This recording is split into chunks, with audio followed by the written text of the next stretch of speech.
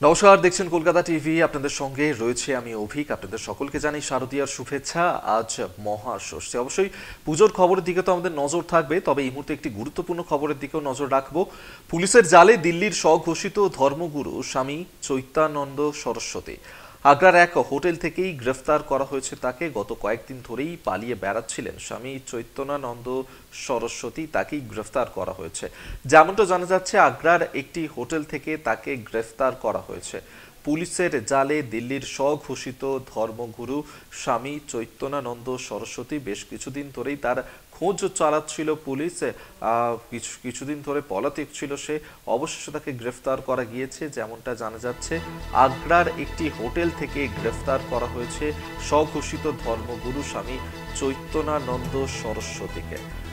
আপনাদেরকে জানিয়ে রাখবো, যেখানে আগ্রার একটি হোটেল থেকেই তাকে গ্রেফতার করা হয়েছে। আপনারা জানেন যে দিল্লির এই স্বঘোষিত ধর্মগুরু, যাকে বেশ দীর্ঘদিন ধরেই খুঁজে বেড়াচ্ছিল পুলিশ, অবশেষে পুলিশের জালে এলো এই স্বঘোষিত ধর্মগুরু।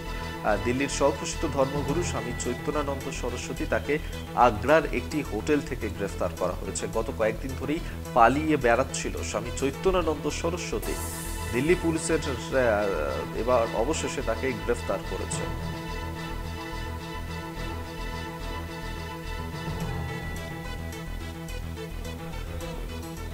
অরিত্র ঘোষ আমাদের সঙ্গে টেলিফোনে রয়েছেন, প্রতিনিধি। বিস্তারিত জানবো। অরিত্র, ঠিক কি খবর পাচ্ছ? দেখো, আজ যে ঘটনা ঘটেছে, 17 জন ছাত্রীর শ্লীলতাহানি, অশ্লীল মেসেজের পরে অবশেষে পুলিশের জালে দিল্লির স্বঘোষিত বাবা। রবিবার ভোরে আগ্রার একটি হোটেল থেকে গ্রেপ্তার করা হয়েছে দিল্লির বসন্ত কুঞ্জ এলাকার Shri Sarada institute of Indian management নামে আশ্রমের এই স্বঘোষিত বাবাকে। গত বেশ কয়েকদিন ধরেই পালিয়ে বেড়াচ্ছিলেন স্বামী চৈতন্যানন্দ সরস্বতী ওরফে স্বামী পার্থ সারথী। দেখো, যেটা পুলিশ সূত্রে খবর, এই চৈতন্যানন্দ ওরফে পার্থ সারথীর বিরুদ্ধে ফৌজদারি মামলা প্রথম দায়ের হয়েছিল 2009 সালে। সেবারেও তার বিরুদ্ধে তহবিল তছরূপ এবং প্রতারণার অভিযোগ উঠেছিল। পরে 2016 সালে এক মহিলা তার বিরুদ্ধে শ্লীলতাহানির অভিযোগ তুলেছিলেন। এবারে 2025-এ ফের অভিযোগ, কিন্তু তা অনেক বড় আকারে। 17 জন মহিলা তার বিরুদ্ধে অভিযোগ দায়ের করেছেন এবং একের পর এক সেই অভিযোগ প্রকাশ্যে আসতেই যে আশ্রমের সঙ্গে ওই বাবা যুক্ত ছিলেন, সেই শৃঙ্গেরি মঠও বাবার সঙ্গে সম্পর্ক ত্যাগ করেছিলেন। এবং আশ্রমের পক্ষ থেকে পেশ করা এক বিবৃতিতে বলা হয়েছিল যে স্বামী চৈতন্যানন্দ সরস্বতী, যিনি স্বামী পার্থ সারথী নামেও পরিচিত, তিনি একাধিক ঘটনা ঘটিয়েছেন এবং এমন কিছু কার্যকলাপে যুক্ত ছিলেন যা বেআইনি ও অনুচিত। সেই কারণেই সেই আশ্রমের সঙ্গে তার সমস্ত যোগাযোগ বিচ্ছিন্ন করা হয়েছে। প্রথমত বাবা এই স্বামী চৈতন্যানন্দ আদালতে গিয়ে আগাম জামিনের আবেদন করেছিলেন, যদিও সেই আবেদন খারিজ করে দেয় আদালত।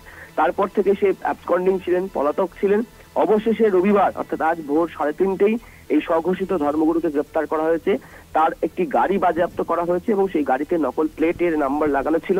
শুধু তাই নয়, এই গাড়ি ছাড়াও এই চৈতন্যানন্দের যে সমস্ত নথিপত্র বাজেয়াপ্ত করা হয়েছে, তার মধ্যে দুটি ভুয়া ভিজিটিং কার্ড রয়েছে, যার মধ্যে সেখানে একটি ইউনাইটেড নেশনসের ভিজিটিং কার্ড রয়েছে এবং আরেকটি জয়েন্ট কমিশন অফ ব্রিক্স কান্ট্রিজের ভুয়ো পরিচয়পত্র কার্ড রয়েছে। সেগুলিকেও পুলিশ বাজেয়াপ্ত করেছে। আজকে এই স্বামী চৈতন্যানন্দ ওরফে পার্থ সারথীকে আদালতে পেশ করা হবে এবং তারপর নিজেদের হেফাজতে চাইবে দিল্লি পুলিশ পুরো ঘটনার তদন্তের জন্য। একই সাথে সাথে দিল্লি পুলিশের DC south west Amit Goel, তিনি যেটা স্পষ্ট করেছেন যে একাধিক টিম তৈরি করা হয়েছিল দিল্লি পুলিশের তরফে। বিভিন্ন রাজ্য, উত্তরপ্রদেশ, পশ্চিমবঙ্গ, মধ্যপ্রদেশ সহ বিভিন্ন জায়গায় এই স্বামী চৈতন্যানন্দের জন্য তল্লাশি চালানো হয়েছিল, কিন্তু অবশেষে দিল্লির নিকটেই আগ্রার এক হোটেল থেকে গ্রেপ্তার করা হয়েছে এই স্বামী চৈতন্যানন্দ সরস্বতীকে। ধন্যবাদ তোমাকে। অরিত্র ঘোষ টেলিফোনে ছিলেন, প্রতিনিধি।